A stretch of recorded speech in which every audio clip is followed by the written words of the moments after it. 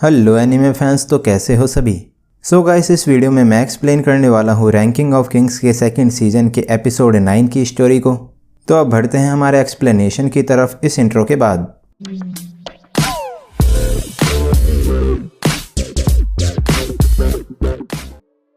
तो एपिसोड 9 के स्टार्ट में नरेटर बताता है कि होउमा किंगडम नेचर से घिरा हुआ एक रिच लैंड था और वहाँ पर मिरांजो एक काइंड हार्टेड किड थी जो कि क्यूरियोसिटी से भरी हुई थी। फिर मिरांजो के पेरेंट्स भी आउटस्टैंडिंग मैजिक यूजर्स थे। तभी मिरांजो फूलों और चिड़िया के साथ खेलती है। फिर मिरांजो हिरन पर सवारी करती है और कहती है कि ये पपी जैसे दिखते हैं। तभी हिरन मिरांजो को एक गुफा के पास ले जाता है। फिर वहाँ से हिरन डर कर भाग जाता है तो मिरांजो केव के अंदर जाती है। तभी वहाँ पर यंग डीमन होता है तो मिरांजो उससे पूछती है कि वो क्या खा रहा है, जिससे डीमन डर जाता है। फिर मिरांजो डीमन को अपना नाम बताती है और उससे उसका नाम पूछती है तो डीमन वहाँ से भाग जाता है। तभी मिरांजो डीमन का पीछा करती है।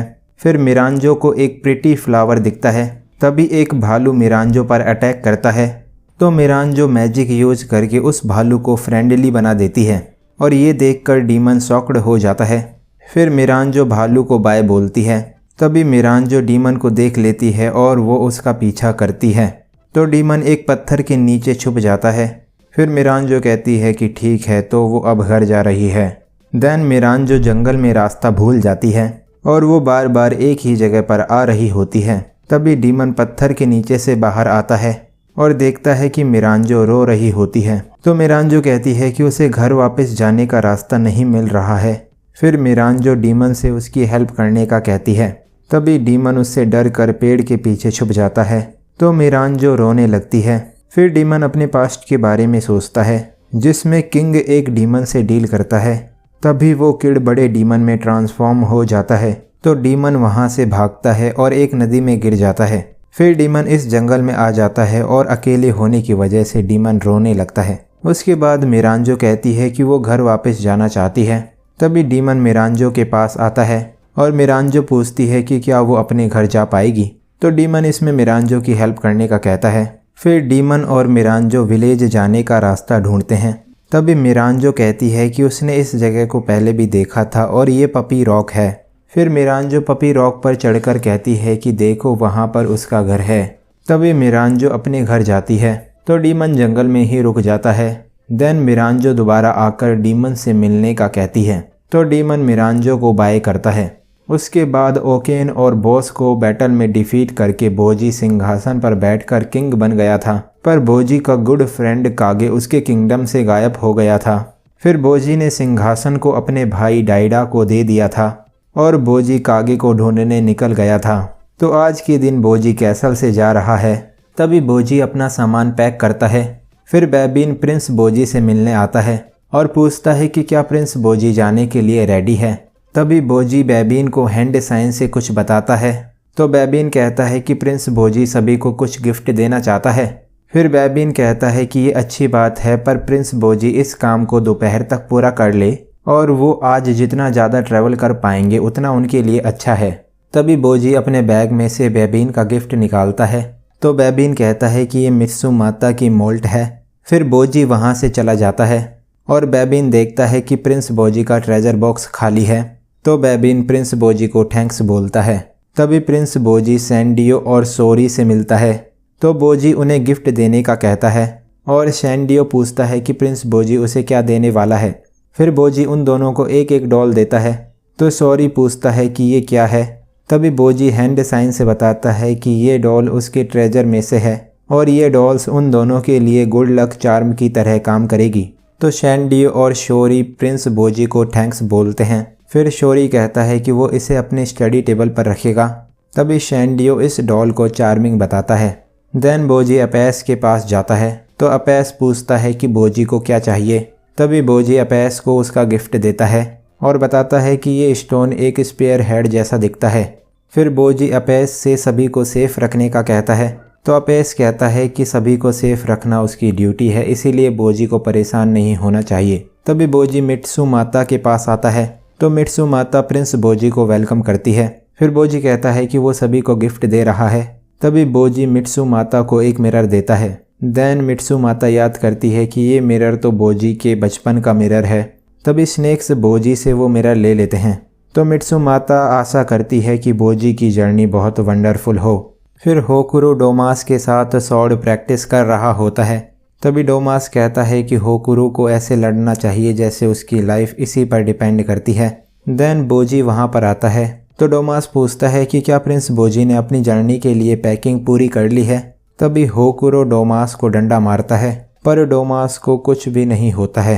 फिर बोजी कहता है कि वो उन दोनों को कुछ देना चाहता है। तभी बोजी होकुरो को एक मधुमक्खी देता है। तो होकुरो बोजी को थैंक्स बोलता है। फिर डोमास सोचता है कि बोजी ने इन मधुमक्खियों को बचपन में पकड़ा था, तभी डोमास ने बोजी को गिरने से बचाया था।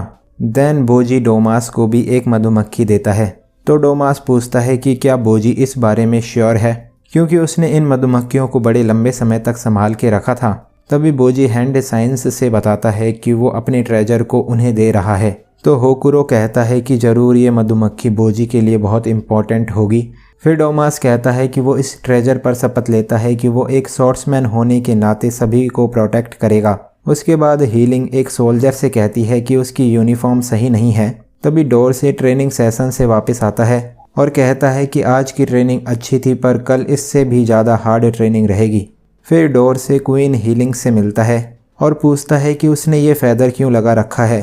तो हीलिंग बताती है कि ये प्रिटी फैदर उसे बोजी ने दिया है। तभी डोर से बताता है कि प्रिंस बोजी ने उसे ये शार्प दांत दिया है और ये प्रिंस बोजी के प्रेशियस ट्रेजर में से एक आइटम है। फिर हीलिंग कहती है कि बोजी ने उसे किंगडम के लिए चिंता करने से मना किया है। तो डोरसे ने प्रिंस बोजी को प्रॉमिस किया है कि वो क्वीन हीलिंग को सेफ रखेगा। देन बोजी डायडा के पास जाता है। तो डायडा पूछता है कि क्या बोजी अपनी जर्नी पर जाने के लिए रेडी है। तभी बोजी हैंड साइन से बताता है कि वो डायडा को कुछ देना चाहता है। तो डायडा पूछता है कि ये क्या है। फिर बोजी डायडा को एक अकॉर्न देता है जिससे वो दोनों बचपन में खेला करते थे। तभी बोजी हैंड साइन से बताता है कि ये डायडा के लिए गुड लक चार्म की तरह काम करेगा।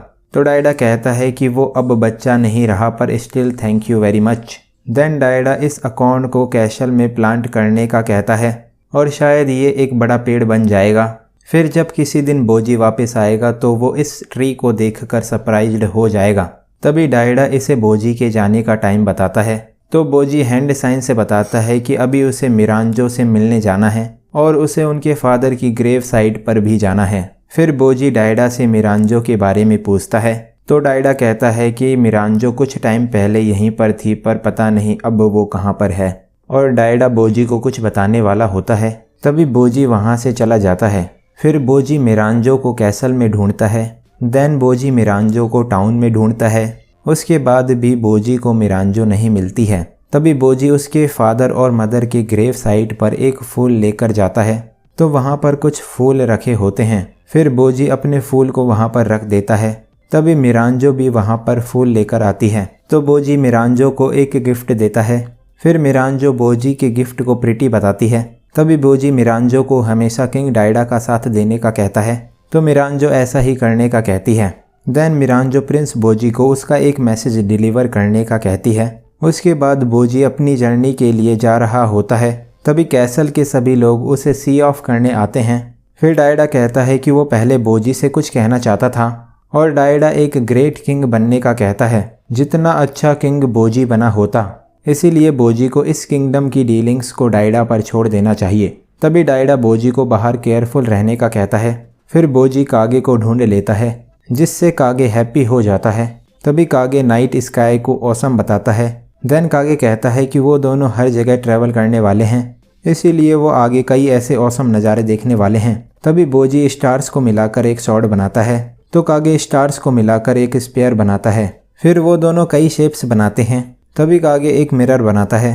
तो बोजी कागे को मिरांजो का मैसेज देता है, जिसमें मिरांजो कागे को थैंक्स बोलती है, क्योंकि कागे ने मिरांजो को रिवर के साइड में थैंक्स बोला था और उस मोमेंट पर मिरांजो को लगा था कि वो अब सेव हो गई है। फिर कागे कहता है कि मिरांजो कई टाइम तक अकेले रही थी, जिससे वो लोनली फील करती होगी। तभी कागे हमेशा बोजी के साथ रहने का कहता है और मिरांजो ने भी बोजी से कहा था कि वो हमेशा कागे के साथ रहे।